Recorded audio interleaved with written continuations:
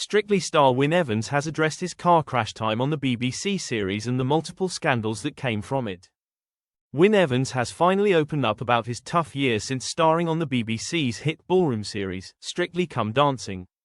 In his first bombshell interview, the TV star reflected on the shocking scandals and candidly reflected on dealing with a terrible mental health collapse as a result.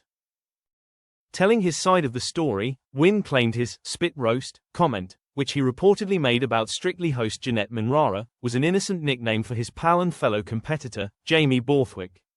However, after being accused of misogyny and uproar from fans, he was forced to issue a public apology and BBC bosses issued a statement about his removal from the Strictly tour. Wynne has since denied being a misogynist and claimed the nickname was an inside joke about Jamie between the cast. He added, "It's been heartbreaking. Spit Roast Boy was a nickname we all gave fellow contestant Jamie Borthwick because he could contort his legs over his head like a spit roast chicken. I would be the first to apologise if I had used it in the double meaning of that word." This was one of 3 allegations levied against him, as Wynne was first inundated with criticism after Gropegate, which came after fans noticed his Strictly partner Katya Jones abruptly moving his hand from her waist. The Go Compare crooner was then linked to another scandal after it was revealed he had sent a sex toy to Jamie, which the EastEnders star was caught on camera laughing about. Wynne explained that the situation with Katya was a prank gone wrong, as they planned to get body language experts talking and set up a ploy. The dancer divulged, "So Katya says to me, why don't we create our own body language experiment? Put your hand on my waist, I'll move it back, and let's see if people notice." Naively, I said, "Okay."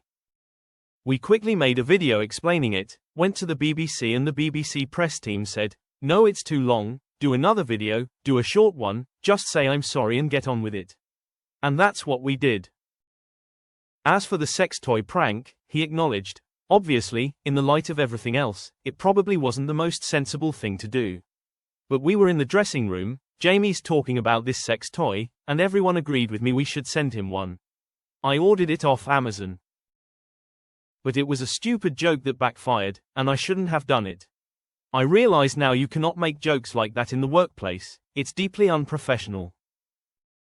Wynne's scandals came a year after the BBC launched an investigation following Amanda Abbington's formal complaints about Giovanni Pernis's behavior. The internal investigation soon sparked an outpouring of horror stories from past dancers, including reports that Graziano Di Prima had been caught kicking his partner Zara McDermott during rehearsals. BBC's Director General Tim Davie issued an unprecedented apology and vowed to clean up the show, which seemingly included Wynne's acts from the Strictly tour. Addressing whether he felt like a scapegoat, the star said, "I wouldn't use that word and it's very difficult for the BBC because, historically, and by their own admission they've got it very, very wrong. So now they have to investigate everything, and they have to be seen to investigate everything. Personally, I don't think I was due an investigation, but I understand why they've had to go through this process. It would be up to the DG if he wants to apologize to me, but for me it wasn't quite the experience I was hoping for."